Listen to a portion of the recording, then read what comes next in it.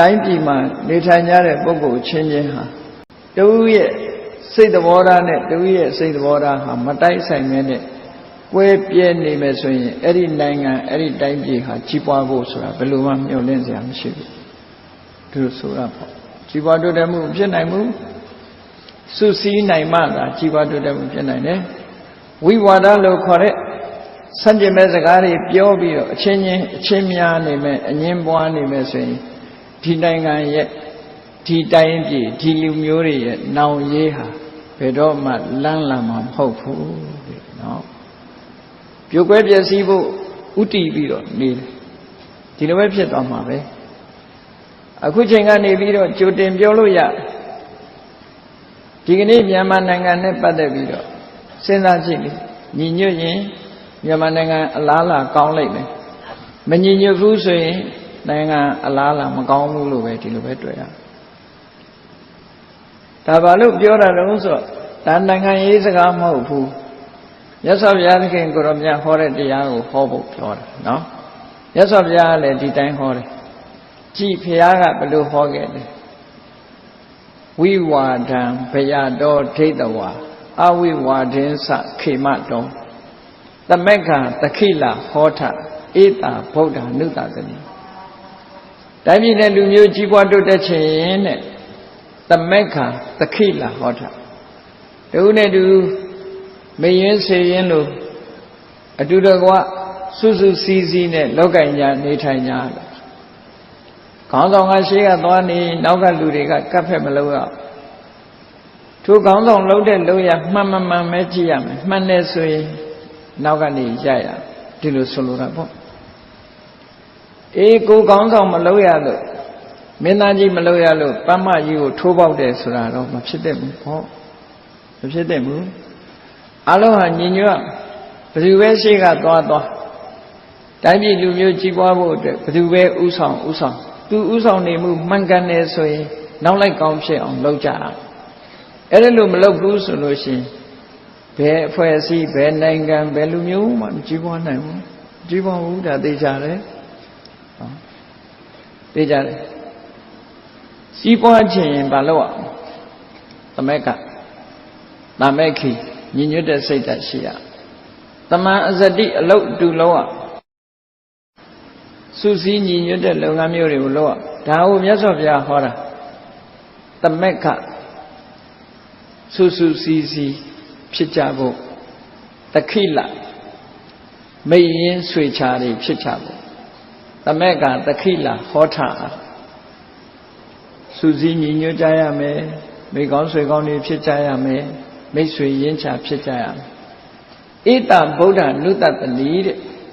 ဒါဟာမြတ်စွာဘုရားရဲ့အဆုံးအမပဲ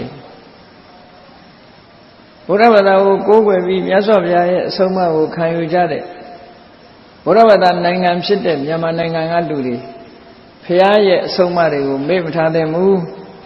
ဘုရားရဲ့အဆုံးအမကိုဥထိတ်ထားဆိုတာပဲယရဏသုံးပါးဥထိတ်ထားလျက်လို့ဆိုဥထိတ်ထားပြီးတော့မေ့ထားရင်မဖြစ်ဘူးဥထိတ်ဖို့ထားပြီးတော့တော်ကြကွဲကုန်တယ်နော်အဲ့ဒါလို့ဥထိတ်ထားပြီးတော့ဥထိတ်ထားတယ်ဆိုတာအလေးမြတ်ထားတာရင်နဲ့နှလုံးထဲမှာအစဉ်ထားပြီးကျင့်သုံးတာကိုဆိုလို့ရင်နဲ့နှလုံးထဲမှာကျင့်သုံးတာကိုဆိုလို့တယ်ပေါ့အဲ့ဒီမှာဝိဝါဒံဘယတောဒိဋ္ဌဝါဝိဝါဒလို့ဆိုတဲ့ဆန့်ကျင်မဲ့စကားတွေကိုပြောဆိုမှုအငင်းပွားမှုဆိုတာတွေကိုဘယတောဒိဋ္ဌဝါကြောက်စရာအခြေအနေဆိုးကြီးတစ်ခုအဖြစ်ရှုမြင်ဖို့လိုအပ်တယ်နော်တုံးနဲ့တူဆန့်ကျင်ဘက်တွေပြောကြတယ်တုံးနဲ့တူအားပေးမှုမရှိဘူးဟုတ်တာရောမဟုတ်တာရောညီညွတ်မှုမရှိကြဘူးကောင်းတာလုပ်တယ်မကောင်းတာလုပ်တယ်မပြောဘူးကောင်းမကောင်းကိုလုပ်တဲ့လုံးမဟုတ်လို့ရှိရင်မထောက်ခံဘူးကြည့်ကိုပါတီကမဟုတ်ရင်မထောက်ခံဘူးကိုလူမဟုတ်ရင်မထောက်ခံဘူးဆိုတဲ့ဒီလိုစိတ်ဓာတ်တွေရှိနေလို့ရှိရင်အန္တရာယ်ကြီးပဲလို့ဒီလိုပြောတာနော်ဝိဝါဒဆိုတာဝိရုဒ္ဓဆန့်ကျင်တဲ့ဝါဒပြောဆိုမှုတွေ စံကျင်တဲ့ပြောဆိုမှုတွေရှိနေသမျှကာလပတ်လုံးအန္တရာယ်ကြီးပဲလို့ဒီလိုဆိုတာမြတ်စွာဘုရားကိုယ်တိုင်ကဒီလိုဟောခဲ့တယ်ဝိဝါဒံဘယတော်ထိတ်တော်ဒါကြောင့်မို့မြန်မာနိုင်ငံမှာနေထိုင်ကြတဲ့ဘုရားဘာသာဝင်သူတော်စင်တွေအငင်းပွားမှုစံကျင်မဲ့ပြောဆိုမှုတူမနာလိုမှုဆိုတာတွေအဲ့ဒါမျိုးတွေကိုတိုင်းပြည်ပြည့်ချင်းရဲ့အကြောင်းလူမျိုးတွေဆိုးပြပြခြင်းရဲ့အကြောင်းဘေးရန်အန္တရာယ်ကြီးတစ်ခုအဖြစ်ရှုမြင်ကြရမှာဖြစ်တယ်အဝိဝါဒင်္စခေမတော်အဝိဝါဒလို့ခေါ်တယ်အငင်းပွားမှုကင်းပြီးတော့ညီညွတ်တယ်စီးလုံးတယ်သွေးစည်းတယ်ဆိုတာတွေကတော့ခေမတိုင်းပြည်ဟာငြိမ်းချမ်းသာယာပြီးတိုးတက်နိုင်တယ်ဒီလိုဆိုတာပေါ့နော်ဒါကြောင့်မို့လို့သမဂ္ဂနဲ့ဝိဝါဒဒီနှစ်ခုလေးနဲ့ထားတတ်လိုအပ်တယ်ပေါ့သမဂ္ဂနဲ့ဝိဝါဒရှင်းရှင်းလေးနားလည်ပြီးတော့တို့တွေဟာဘယ်လမ်းကိုရွေးရမှာလဲလို့ဆိုရင်သမဂ္ဂလို့ခေါ်တယ်တခုတည်းသောအောက်မှာစုစည်းညီညွတ်ကြဖို့ဒီလိုဆိုလိုတာပေါ့တခုတည်းသောအောက်မှာစုစည်းညီညွတ်ပြီးတော့အားလုံးဆောင်ရွက်လုပ်ကံကြမှသာလဲတိုင်းပြည်ဟာကြီးပွားမှာလူမျိုးဟာလည်းကြီးပွားမှာပဲဖြစ်တယ်နော်အဲ့ဒါလို့မဟုတ်ဘဲနဲ့ငါတကောကောနေပဲငါပြောတာမှအမှန်ကျန်တာလောက်တိုင်းကောင်းကောင်းမကောင်းကောင်းငါစကားမဟုတ်ရင်အမှားလို့ဒီလိုစိတ်ဓာတ်မျိုးတွေရှိနေသမျှကာလပတ်လုံးတော့ဘယ်တော့မှမကြည်ပွားဘူးဒါထင်ရှားမြတ်စွာဘုရားကလည်းဒီလိုပဲဟောထားတာအေးတခါတော့ကမြတ်စွာဘုရားလက်ထက်တော်အခါကာလတော့ကပဲမြတ်စွာဘုရားရဲ့ဆွေတော်မျိုးတော်တွေနေထိုင်တဲ့နေရာကဆွေတွေမျိုးတွေဟာခမည်းတော်ဘက်ကဆွေတော်မျိုးတော်ရှိတယ်မေတော်ကြီးဘက်ကဆွေတွေမျိုးတွေရှိတယ်မေတော်ဘက်ကဆွေတွေမျိုးတွေကိုကောလိယလို့ခေါ်တယ်ခမည်းတော်ဘက်ကဆွေတွေမျိုးတွေကတာခိယတာခိယနဲ့ကောလိယအဲ့ဒီဒေသနှစ်ခုကြားမှာရောဟိနီဆိုတဲ့မြစ်တစ်မြစ်ရှိအဲ့ဒီမြစ်ကိုတမန်ပိတ်ပြီးတော့တာကိယဘက်ကလည်းရေယူတယ်ကောလိယဘက်ကလည်းရေယူတယ်10တမန်10မြောင်းတာတမန်လှုပ်ထားပြီးတော့ရေသွင်းပြီးတော့စဘာဆိုင်ကြတာမိုးခေါင်နဲ့နှစ်ကြတဲ့အခါကျရောဟိနီမြစ်ရည်တွေကအလွန်နဲသွားတယ်မြစ်ရည်တွေလွန်နဲသွားတဲ့အချိန်မှာနှစ်နိုင်ငံနှစ်ဖက်လုံးမြတ်သုံးလို့ဘယ်ဘက်မှစဘာဟာအောင်မှာမဟုတ်ဘူးအဲ့တော့တနိုင်ငံတစ်ဖက်သက်အသုံးပြုမှဒီရေဟာလုံလောက်မယ်လို့ဆိုမလုံလောက်ဘူးလို့ဆိုတဲ့အခြေအနေတစ်ခုဖြစ်ပေါ်လာတယ်အဲ့ဒီလိုအခြေအနေဖြစ်ပေါ်လာတဲ့အခါကျတော့တာကိယတွေဘက်ကစိုက်ပျိုးရေးသမားတွေကကောလိယဘက်ကစိုက်ပျိုးရေးသမားတွေကိုပြောတယ်တို့စဘာတွေဟာရေတရေသွင်းလိုက်တာနဲ့အောင်မြင်မယ်ဒါကြောင့်မို့ဒီရောဟိနီမြစ်ကရေတို့ပေးပါတို့ပဲသုံးမယ်တောင်းဆိုတယ်ကောလိယဘက်ကလက်မခံဘူးကောလိယဘက်ကတောင်းဆိုတော့လည်းပဲ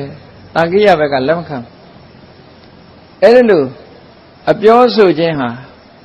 ကွက်ပြားခြားနာပြီးတော့ကိုယ့်အတွက်ပဲစဉ်းစားလာကြတဲ့အခါမှာစကားတွေကကျေပြန့်လာဘယ်လိုတွေဖြစ်လာတော့လို့ဆိုရင်နော်အချင်းများတဲ့အနေအထားမျိုးထိအောင်ရောက်လာဆန့်ကျင်မဲ့စကားတွေပြောလာကြတယ်ဆန့်ကျင်မဲ့တယောက်နဲ့တယောက်နာကြီးပွဲရာစကားတွေပြောတယ်ကောလိယဘက်ကလူတွေကအေးတို့ကိုရေပေးလိုက်ဆိုတော့တာကိယဘက်ကလူတွေကဗာပြောတော့မင်းတို့စဘာကြီးတွေမင်းတို့အိမ်တွေကိုလာပြီးတော့တို့ကပိုက်ဆံတို့ကင်ပြီးတော့လာပြီးမဝယ်နိုင်ဘူးအဲ့တော့ဒီငါတို့ပေးဆိုတော့ဟိုဘက်ကလည်းလာတူပြောတာနှစ်နိုင်ငံမလုံလောက်တဲ့အခြေအနေမျိုးရောက်တဲ့အခါကျတော့ရေလူဖို့ဖြစ်ပေါ်လာခဲ့တယ်ပေါ့တာမန်ရေလူယုံ တင်မဟုတ်ဘူးနောက်ပိုင်းမှာစကားတွေကအလွန်ကျွံပြောလာကြတာကိယတွေကလည်းပြောတယ်ကောလိယတွေကလည်းပြောတယ်ကောလိယတွေကဘလို့ကျင်းသွားတုံဆိုလို့ရှင်မင်းတို့တာကိယတွေသိစေမယ်ပေါ့မင်းတို့ကောင်းတွေကိုငါတို့မကြောက်ဘူးမင်းတို့ကောင်းတွေကကိုယ်နှမအရင်နေနဲ့အိမ်အောင်ပြူတာခွေးလိုကောင်းနေဆိုပြီးတော့အဲ့ဒါလောက်ထိအောင်ပြောလာတယ်ပေါ့နောက်ပိုင်းမှာနော်တာကိယတွေကသူကမောင်နှမအရင်အိမ်အောင်ပြုလိရှိကြတာကိုကြည့်ပါလားမြတ်စွာဘုရားနဲ့ရသောဒရာဆိုတာမောင်နှမတော်ဝန်ခွဲပဲရှိသေးတာမောင်နှမတွေပဲအိမ်အောင်ပြုနန္ဒမင်းသားနဲ့သနဗရကလျာဏီတို့ဆိုတာမောင်နှမအရင်ပဲဆိုအိမ်အောင်ပြုတာအဲ့တော့သူတို့ကတိုက်ခိုက်ပြီးတော့ပြောတဲ့အခါကျတော့အေးမင်းတို့တာကိယတွေဟာဘာမှမထူးခွေးတရိษံတွေလို့နှမအရင်ပြန်ပြီးအိမ်အောင်ပြုတဲ့ကောင်တွေလို့ဆိုမင်းတို့ငါတို့ကမမှုဘူးလို့အချင်းချင်းအလွန်အကျွံပြောလာပြောတဲ့အခါတာကိယဘက်ကလည်းပြန်ပြောတယ်မင်းတို့ကောလိယကောင်တွေကိုလည်းငါတို့ကမမှုဘူးမင်းတို့ကောင်တွေကအနူတွေဘာဖြစ်လို့လဲတမိုင်းချောင်းကိုပြောကြတာဒါတွေကနော်ကောလိယကတာကိယတွေကမင်းသမီးကြီးတူကအရေပြားယောဂဖြစ်လို့ကလောပင်ကြီးရဲ့တက်ခေါင်းထဲမှာထည့်ထားအဲ့ဒီအချိန်မှာတောထဲမှာပို့ထားတယ်ပေါ့လေတောထဲမှာပို့ထားတော့ဗာရဏသီဘုရင်ကြီးကလည်းပဲအရေပြားယောဂဖြစ်လို့အဲ့တောထဲမှာရောက်နေတာကလောကောင်းထဲမှာနေကလောကောက်တွေစားရင်ကနေပြီဗာရဏသီဘုရင်ကြီးကအရေပြားယောဂပျောက်သွားတော့တာကိယမင်းသမီးကြီးနဲ့နောက်ဆုံးမှာအကြောင်းပါသွားတယ်သူတို့ကောလိယအနွယ်ကိုတီထောင်တဲ့အစအဦးဆုံးဘုရင်နဲ့မိဖုရားဟာအရေပြားယောဂရှိတယ်အဲ့ဒါကိုအစွဲပြုတ်ပြီးတော့ပြောတာဟာမင်းတို့လိုကုဋ္ဌယောဂသမားတွေငါတို့ကမမှုဘူးလို့ဒီလိုပြောတာခရီးမဆိုင်ဘူးနဲ့ဆိုပြီးအလွန်ကျွံနေပြောရတာကနေနောက်ဆုံးမှဘာဖြစ်တုံဆိုရင်တာကိယနဲ့ကောလိယစစ်တိုက်မဲ့အနေထားထီအောင်စစ်တီပြင်ပြီးတော့ဟိုဘက်စစ်တပ်ဒီဘက်စစ်တပ်ရင်ဆိုင်ပြီးတော့ပြစ်ခတ်ကြတော့မဲ့အခြေအနေမျိုးထီအောင်တင်းမာလာတယ်အဲ့ဒါကိုပြောတာဝိဝါဒဆိုတာကြည့်ညီညီကြီးကွဲပြားတယ်ကောလိယဆိုတာတခြားမဟုတ်ဘူးမေရောမာယာရဲ့အမျိုးတွေရသော်ဘုရားကဘက်ကကြည့်မယ်ဆိုရင်မေရောအမျိုးတွေတာကိယဆိုတာတခြားမဟုတ်ဘူးသုတ္တရဏမင်းကြီးရဲ့အမျိုးတွေအဖေဘက်ကမျိုးအမေဘက်ကမျိုးတကယ်တော့ဆွေမျိုးကြီးတွေပဲရှိသေးတယ်အဲ့ဒါလို့အမှုတန်းတွေကစကားတွေအလွန်ကျွံပြောတော့နောက်ဆုံးမှာတိုင်းပြည်အုပ်ချုပ်တဲ့လူကြီးတွေနားထီအောင်ရောက်လာတဲ့အခါကျတော့စစ်ပြင်ပြီးတော့ရင်ဆိုင်တိုက်ပွဲဆင်နွှဲဖို့ထီအောင်ပြင်းထန်လာကြတယ်ပေါ့စစ်စင်ရေးတွေလှုပ်လာတဲ့အတိုင်းအတာထိဖြစ်လာအဲ့ဒါကိုမြတ်စွာဘုရားသခင်ကိုရောမြတ်ကသိသွားတယ်သိသွားလို့စစ်တိုက်တော့မဲ့အခြားမှာမြတ်စွာဘုရားသခင်ကိုရောမြတ်ချက်ချင်းရောက်လာတယ်ဖះလည်းမြင်လိုက်ရောဖះပေါ်မှာတော့နှုတ်လုံးကလေးစားကြတယ်မြတ်စွာဘုရားလည်းမြင်လိုက်ရောလက်နဲ့တွေချပြီးတော့ရှ िख ိုးဝါချကြဟိုဘက်ကလည်းရှ िख ိုးတယ်ဒီဘက်ကလည်းရှ िख ိုးတယ်မြတ်စွာဘုရားကရောဟိနေမြစ်ပေါ်ကောင်းကင်ကနေကြွလာတာလည်းမြင်လိုက်သူတို့ဟာလက်နဲ့တွေအသာချပြီးတော့ရှ िख ိုးဝါချတဲ့အနေထားမျိုးရောက်တော့မြတ်စွာဘုရားမေးတယ်တခါတော့မင်းတရားတို့ဘာကိစ္စလာကြတာတော့မေးတော့သူတို့ကတပည့်တော်တို့ရေရခြင်းလို့လာကြတာပါရေလူတာရေရခြင်းလို့လာတာဆိုရေကဘလောက်တန်ဖိုးရှိလို့လဲဆိုတော့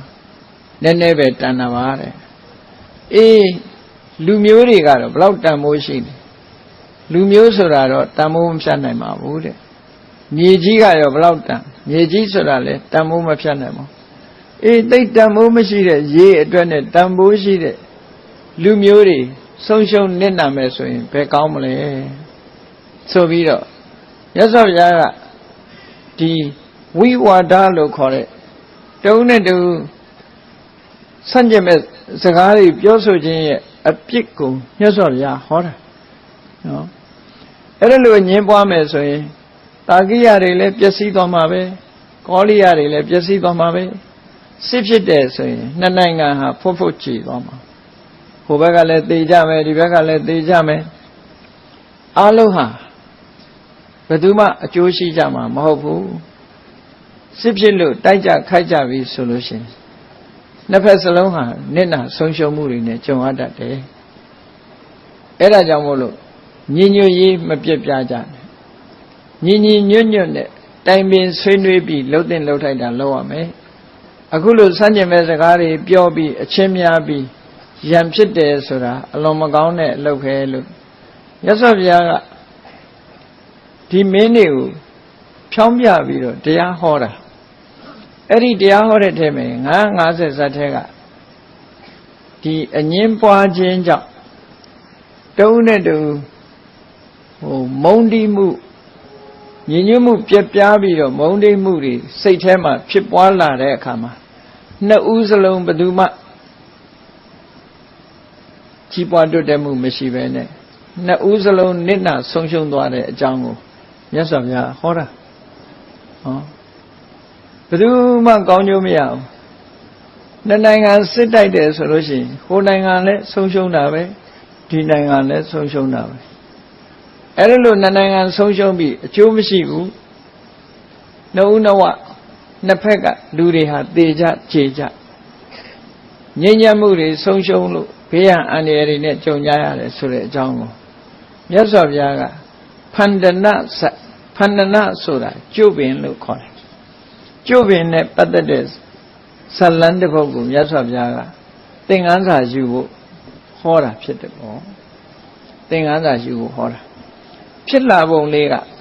အမတန်မှအညိုအတေးတွေဟာတော်ကြောက်เสียကောင်းတယ်အညိုအတေးဟာမှန်သလားမှားသလားဆိုတာစဉ်းစားမှုမရှိဘူး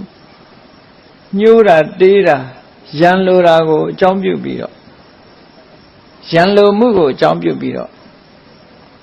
လက်စားချေကြတာပဲနော်အလွန်ကြောက်เสียကောင်းတယ်မြန်မာနိုင်ငံသမိုင်းကိုပြန်ကြည့်ရင်ဒီအခြေအနေမျိုးတွေအများကြီးကြုံရအားလုံးသိကြတယ်မြန်မာလူမျိုးတွေတစ်ချိန်တုန်းကမြန်မာနိုင်ငံကိုဗြိတိရှားအုပ်စိုးထားလို့ဗြိတိရှားကိုလိုနီအနေနဲ့မြန်မာပြည်ဟာရောက်ရှိခဲ့တယ်နောက်ဆုံးမှာမြန်မာလူမျိုးတွေလွတ်လပ်ရေးရဖို့ကြိုးပမ်းအထောက်လို့လွတ်လပ်ရေးရကနေဆဲမှာဘာဖြစ်လဲအားလုံးသိကြတယ်လေဘုရားအောင်ဆန်းနေတဲ့ကွာဝန်ကြီးတွေ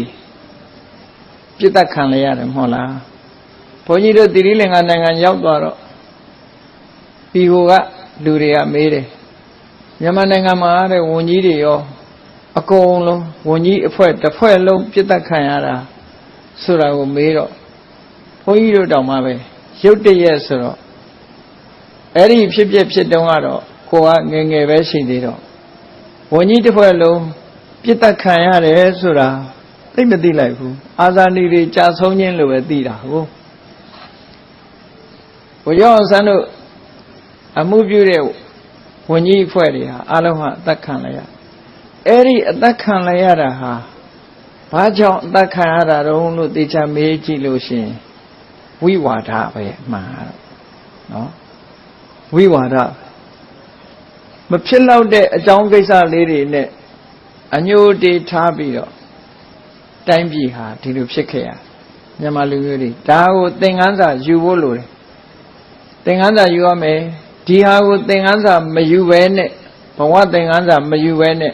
ဆက်ပြီးတော့ဝိဝါဒတွေလုပ်နေမယ်ဆိုလို့ရှိရင်တော့မြန်မာနိုင်ငံရဲ့ကြီးပွားတိုးတက်မှုဆိုတာဖြစ်နိုင်မှုဘယ်တော့မှဖြစ်လာမှာမဟုတ်ဘူးသမက်ကဖြစ်ဖို့အမြဲတမ်းအရေးကြီးတယ်ခေါင်းဆောင်ကောင်းဘယ်သူပဲဖြစ်ဖြစ်တိုင်းပြည်ကိုမှန်မှန်ကန်ကန်ခေါင်းဆောင်နေလို့ရှိရင်အဲ့ဒီပုဂ္ဂိုလ်နဲ့ရန်ကြရမှာဖြစ်တယ်အလုံးစုစုစည်းစည်းဝိုင်းလုပ်ကြမယ်ကောင်းတယ်ဆိုတယ်ကောင်းတဲ့ပဲဝိုင်းရမယ်မကောင်းတာမလိုက်နဲ့ကောင်းတဲ့ပဲလိုက်ကောင်းတာကိုလုပ်သူ့ဘက်ကိုယ်ဘက်ဆိုဒီမှာမရှိဘူးကောင်းတာကိုလုပ်ရမယ်တိုင်းပြည်ကြီးပွားတိုးတက်မှုအတွက်အလုံးဝိုင်းပြီးတော့လုပ်တဲ့တယ်ပေါ့လူတိုင်းဟာတညီတဲ့တာဝန်ရှိတော့ဝိုင်းပြီးတော့လုပ်ရမယ်လို့ဆိုတဲ့အဓိပ္ပာယ်ရ